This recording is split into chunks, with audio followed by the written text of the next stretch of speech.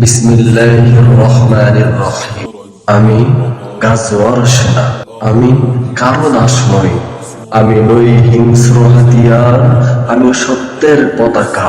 কলম আমার অস্ত্র, নে আমার পথ, আল্লাহর নামে চলি আমি দিন রাত।